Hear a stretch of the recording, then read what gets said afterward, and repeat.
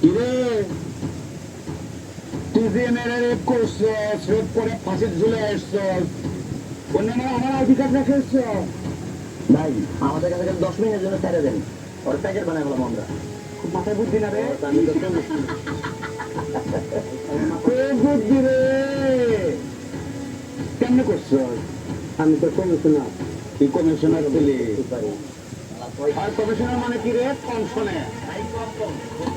তোমার তো কমিশনার এখন বালির মুখে চাপাতে মারো বালির মুখে চাপাতে মারো ধর ধর ধর, ধর, ধর, ধর।